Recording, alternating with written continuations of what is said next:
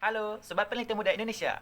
Perkenalkan, nama saya Syahrul Isamuddin, berasal dari SMK Pertanian Pembangunan Negeri Padang Mengatas. Halo Sobat Penelitian Muda Indonesia, salam. Perkenalkan, nama saya Ali Gonzales, berasal dari SMKPP Negeri Padang Mengatas. Ayam broiler adalah ayam pedaging yang memiliki nilai jual dan permintaan terbesar di pasaran. Juga merupakan peluang usaha yang cukup menjanjikan. Konsumsi ayam pedaging ini mengalami peningkatan yang cukup drastis setiap tahunnya. Total konsumsi ayam di Indonesia mencapai 2 ton 144 kg per tahun, dibanding tahun sebelumnya, yaitu 2 ton 49 kg per tahun. Faktor keberhasilan usaha ayam pedaging terletak pada pakan yang diberikan, pemberitaan, dan tata laksana atau manajemen yang mengutamakan pengendalian kesehatan. Sebagai contoh, apabila ayam sakit, dapat diberikan antibiotik dan probiotik kimia. Padahal penggunaan bahan kimia tersebut dapat berpengaruh terhadap penyakit si ayam. Maka dari itu kami melakukan penelitian mengganti probiotik dengan alternatif lain, yaitu dengan daun godobos.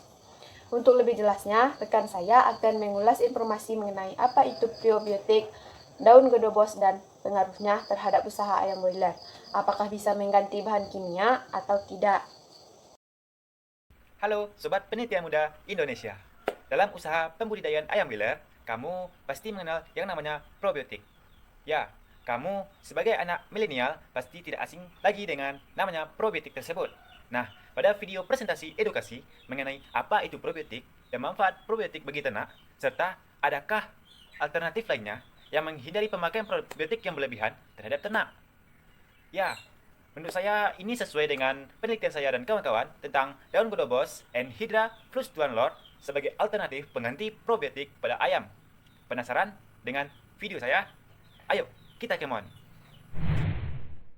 Probiotik merupakan mikroorganisme tertentu yang ada di dalam tubuh hewan yang melakukan fungsi tertentu sebagai memperbaiki keseimbangan mikroflora di sistem pencernaan serta membunuh bakteri berbahaya, bakteri patogen. Pemberian probiotik bertujuan untuk memperbaiki kondisi saluran pencernaan dengan menekan reaksi pembentukan racun dan metabolik yang bersifat bahan yang dapat mendorong atau menyebabkan kanker, karsinogenik, merangsang reaksi enzim yang dapat menetralisir senyawa beracun yang tertelan atau dihasilkan oleh saluran pencernaan, merangsang produksi enzim yang diperlukan untuk mencerna makanan, dan memproduksi vitamin serta zat-zat yang tidak terpenuhi oleh pakan. Pemberian probiotik diberikan langsung melalui mulut atau dicampur dengan pakan atau air minum. Nah, sobat peneliti, lalu apakah manfaat probiotik pada ternak? Mau tahu? Ayo simak video animasi berikut ini.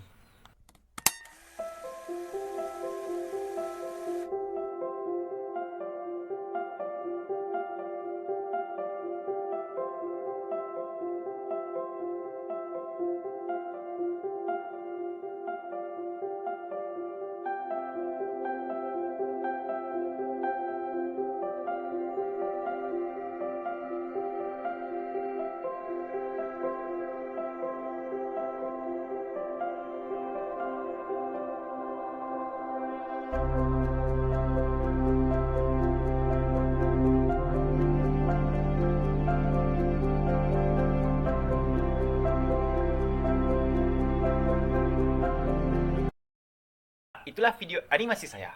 Tapi sobat peneliti, namun akhir-akhir ini maraknya probiotik kimia yang meresahkan peternak membuat kami khawatir akan keberlangsungan usaha ini. Karena usaha ini merupakan sektor utama pasar dalam bidang pemasaran dan menjadi kebutuhan sehari-hari manusia. Sehingga kami harus berpikir mengenai hal tersebut. Setelah kami melakukan referensi melalui media cetak, media sosial, dan literatur lainnya, kami mencoba berinovasi dengan mengganti probiotik tersebut dengan alternatif lainnya, yaitu dengan daun godobos and Hydra Fruit Lord. Karena dengan daun godobos memiliki kandung antioksidan yang baik bagi ternak. Untuk apa? Untuk penghilang stres. Serta daun ini juga mengandung saponin, flavonoid, dan polifenol yang mampu menjadi senyawa aktif aktivasi antibakterial, khususnya untuk menghambat perkembangan bakteri patogen, serta mekanisme kerja flavonoid sebagai antimikroba dapat dibagi menjadi 3 kerja. Yang pertama, menghambat sintesis asam nukleat. Kedua, menghambat fungsi membran sel. Dan ketiga, menghambat metabolisme energi. Juga, saponin dapat menjadi antibakteri karena zat aktif permukaan mirip deterjen. Ya, saponin memiliki zat aktif dengan permukaan mirip dengan deterjen. Akibatnya, saponin akan menurunkan tegangan permukaan dinding sel dan permukaan dinding sel bakteri dan merusak permeabilitas membran sel. Lalu, bagaimanakah metode kami dalam melakukan uji coba ini? Kami melakukan metode pembuatan ini melalui metode kualitatif eksperimen, di mana kami mengumpulkan semua data dari internet atau media sosial, dan kami lakukan olahan data sehingga data tersebut menjadi data sekunder. Baiklah, sobat peneliti, saya akan mengurai sedikit mengenai perlakuan kami terhadap daun godobos Enhydra flustulenor. Mula-mulanya, kami mengambil daun ini. Dia hidup di rawa-rawa dan menjadi gulma bagi para petani. Kami hanya mengambil beberapa kilogram daun godobos saja, yang lokasi rawanya tidak jauh dari lokasi kami tinggal. Lalu, daun tersebut dijemur di bawah sinar matahari langsung. Mulai dari hari pertama sampai dia kering, sampai minimal 3 hari. Dan setelah kering, memiliki serakasan tinggi. Setelah itu, kami menepungkannya dengan hammer mill atau disc mill, sehingga pemberian percobaan ini kami lakukan kepada anak ayam atau DOC, Die All Chick. Ya, Die All Chick, dengan perlakuan pemberian 10% dari total pakan yang diberikan per harinya. Dan kami melakukan pengecekan skala berkala di setiap harinya. Kami memeriksa bagaimana perkembangan ayam yang diberi tepung daun godobos, 10% dari total pakan dengan ayam yang dilakukan dengan perlakuan biasa atau kandang kontrol. Setelah masa akhir dari ayam tersebut, baru kami mendapatkan hasil yang sangat mengesankan dari penelitian ini. Ternyata ayam yang kami beri perlakuan daun godobos 10% memiliki berat badan 1,5 kg per ekor, dengan konsumsi pakan selama masa pemeliharaan 1,9 kg per ekor pakan, dengan FCR Feed Conversion Ratio mencapai 1,2. Namun, lain halnya dengan kandang kontrol, hanya memiliki berat badan 1,4 kg per ekor, dengan konsumsi pakan menghabiskan 2 kg per ekor. Sungguh besar kali. Dengan FCR-nya berapa? 1,4. Lain halnya dengan perlakuan 10% daun godobos tadi, hanya FCR 1,2.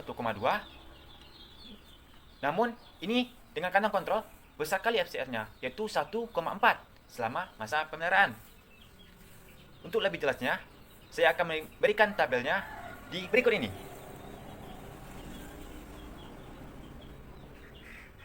Dari tabel berikut, sungguh hasil yang memuaskan.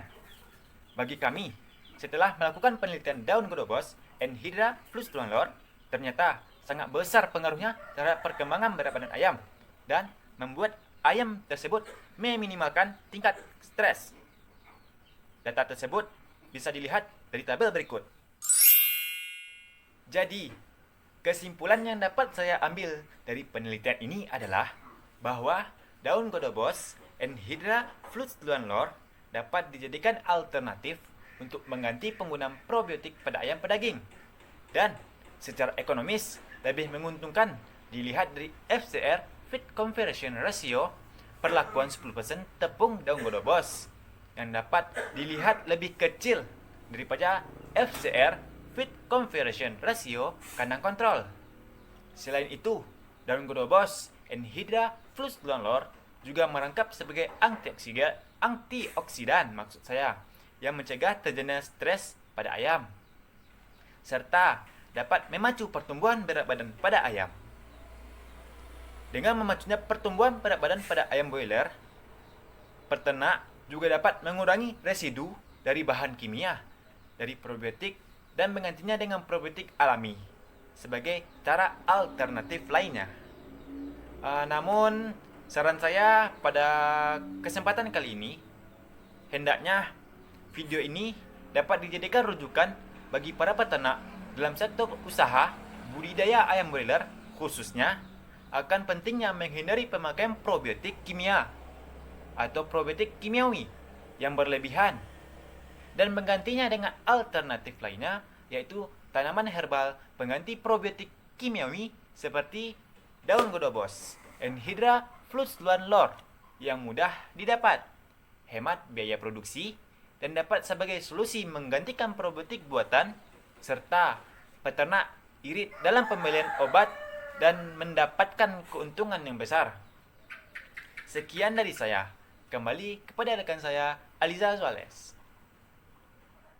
Itulah presentasi singkat kami pada kesempatan kali ini dan semoga dapat menjadi wawasan bagi kita semua. Mungkin hanya sekian yang dapat saya sampaikan. Saya dan rekan saya mohon pamit. Saya Aliza Suarez dan rekan saya. Saya, Sarul Isamuddin, mengucapkan Assalamualaikum warahmatullahi wabarakatuh. Assalamualaikum ya akhi ya ukhti. Tunggu. Kok udah habis aja? Mau tahu kelanjutannya silahkan saksikan cuplikan berikut ini.